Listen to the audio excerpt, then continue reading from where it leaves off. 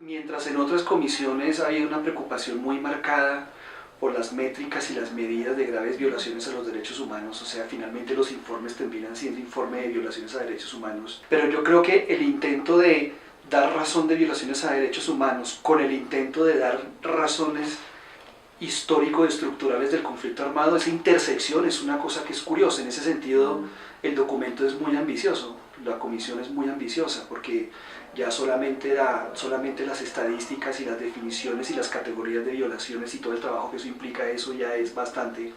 Imagínate tratar de conectarle a eso una visión particular de la historia que tiene que ver con la sociología del conflicto armado, ¿no? Con sus relaciones múltiples estructurales con la tierra, con el narco, con una cantidad de fenómenos que son más grandes. Entonces yo creo que la curiosidad va a ser esa.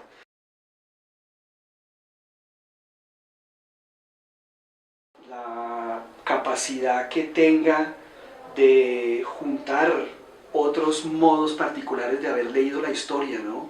Porque en últimas lo que iba a decir, es un producto de un momento, de un campo de poderes, no es una tecnología en el sentido abstracto de la palabra, pero nace de un campo de poderes y de intereses, y como tal tiene que operar dentro de ese campo.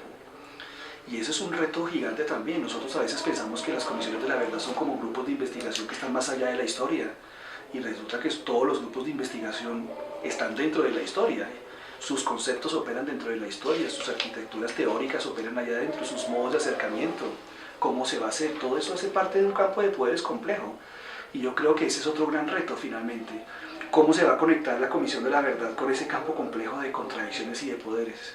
Y nosotros tenemos que poner un poco los pies en la tierra. Eso no es el mecanismo, digámoslo así, más allá de la historia, que nos va a proveer con una verdad totalmente pulimentada en términos políticos ni nada. Eso estará lleno de contradicciones. Todas las comisiones siempre están llenas de contradicciones, porque en última instancia la historia y la memoria, las fuentes, son motivos de confrontaciones políticas finalmente.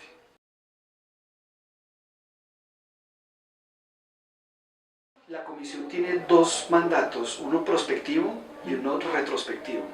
El retrospectivo es el de lo que llaman esclarecimiento, y eso es un enredo en sí mismo. El prospectivo es el de la reconciliación, es decir, que mirar hacia atrás nos tiene que conllevar a mirar para adelante de manera colectiva. Eso en sí mismo, pues, es parte de lo interesante y parte de lo complejo de estas iniciativas.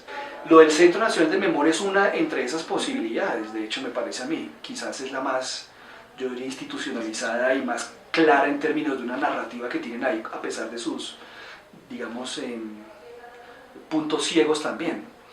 Pero si tú te pones a ver, han habido otras formas de acercarse a ese pasado, por ejemplo los pasados judiciales. Cuando tú ves los archivos de Justicia y Paz está construida sobre una arquitectura conceptual particular. Entonces, por ejemplo, para Justicia y Paz el concepto de grupo armado ilegal es totalmente vertebral para su mirada hacia atrás, y en el momento en que Justicia y Paz mira hacia atrás con grupo armado ilegal, pues crea unos puntos ciegos. La arquitectura de Justicia y Paz no es la misma arquitectura conceptual con la que el Centro de Memoria ha hecho su trabajo, y esas dos arquitecturas conceptuales no necesariamente son compatibles.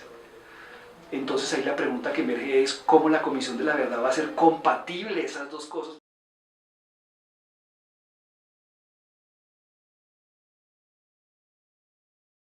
El campo del pasado, los historiadores lo saben, los psicoanalistas, todo el mundo lo sabe, es un campo de confrontación. Primero, sabemos que no hay una verdad absoluta, pero hay unas cosas fácticas básicas que creo yo que es el mínimo colchón que sería posible detrás de todo eso. Saber cuánta gente ha desaparecido en Colombia es importante para los familiares, saber la responsabilidad de diferentes personas en eso es importante. Eso indiscutiblemente va a producir heridas que se abren y heridas que se cierran. La pregunta es cómo una sociedad no da vueltas. Claro, los que están un poco en contra de esto también de pronto es porque sienten responsabilidades encima. Entonces hay que también considerar que quienes argumentan por dejar el pasado atrás en otros lados ha sido realmente por sus relaciones intrínsecas con esos pasados violentos. Entonces hay que ver quién y qué y cómo, porque no estamos de acuerdo con abrir heridas.